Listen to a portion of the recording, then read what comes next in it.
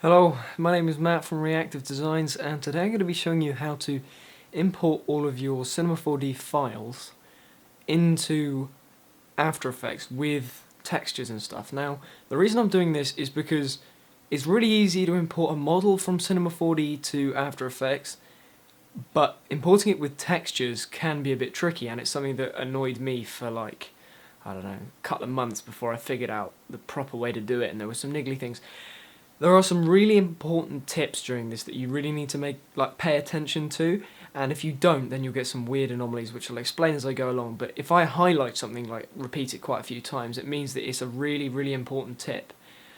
Also, I hate to say, but sorry, this is another importing tutorial, but I think it's a useful one, and certainly one that I've been searching for, but haven't really found when I was looking. So I hope you'll find it useful. I mean, certainly if I was looking for this, then I'd be finding it useful because it was something that annoyed me and took a while to work out, and a lot of piecing together from different tutorials. So we're going to hop over to the screen and I will show you what to do from there. So I'll see you then.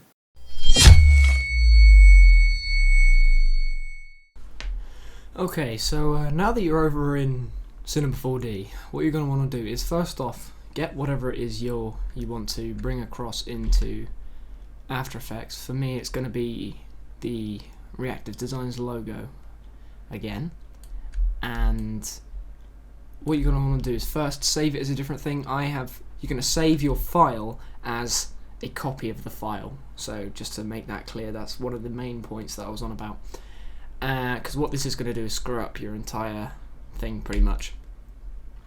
So what I want to do is get rid of anything else, get rid of the light, there we go. So once you've got that, you've got just your basic logo.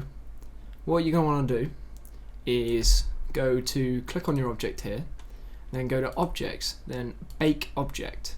Now what you want to do is you want to set the width to 2048 and the height to 2048. Now the reason for that is all texture maps are pretty much square all of the time. So to have an offset-centered one will make it a bit funny. So what you want to do, set it to a square, a multiple of 8 because it's 8-bit color channel, I think that's the reason. Then select single texture and ambient occlusion. And what that's going to give you is the basic color map and then the shading to go on top of that. You can also choose the other ones if you want, but to be honest I don't think they make so much of a difference. Then select where you want to save this to. I've already chosen mine, as you can see here, and what we're going to do is we're going to bake these textures, and you can see here it's starting to build up a basic map of the colours and the normals and stuff on the sheet. This may take a little while. Okay, so that's done. Now finished baking. I mean, it didn't take too long, but I cut it out anyway. And what you're going to want to do is go across and exit this window like that, and you'll see you now have two versions of your logo here. You have your null and your null 1 for me, and then you'll have this. And what this is a texture tag, and this object here is, you can see it's all funny, it's UV mapped to the texture that you baked. So basically if you apply that baked texture to that null object, it will fit perfectly, and it's wrapped. Alright, so what we're going to do is, now this is why I said to create another file, is delete the original null, and then down the bottom here where you've got your 5 colours, you see there's a funny one up this end which looks like all of the different textures wrapped around a ball. Select all the other textures and delete them. Now the reason for this is, if you don't do this, you'll get a load of different sections within the element 3D, and I'll show you what I mean when we actually get into element 3D. It's okay, so you want to go down, and next, this is a very important thing, is, I think I've already done it for these, yeah I have, open up all of the sub-menus like this, and select everything, and make it editable. That way, when it's all editable, it will fit perfectly within element, and you won't get any missing areas or anything as long as it's editable. This is going to give us a little bit of a weird effect here when we import it, because I made that's flat. But anyway, this is just an example. So now what we're going to do is save this as, so yeah, we're going to save this as tutorial logo.cinema4d save. So we've got our one null object with everything made editable and our mapped textures. Right, so what we want to do now is exit out of Cinema4D and go into After Effects. From here we're going to make a new composition, and then I'm going to make a new layer, new solid, and then in this solid right click, effect, video copilot element. Now this is the video copilot element 3D plugin, and it is amazing. So what we're going to do is click on scene setup, get rid of that, ignore that, and then go to where you saved your file.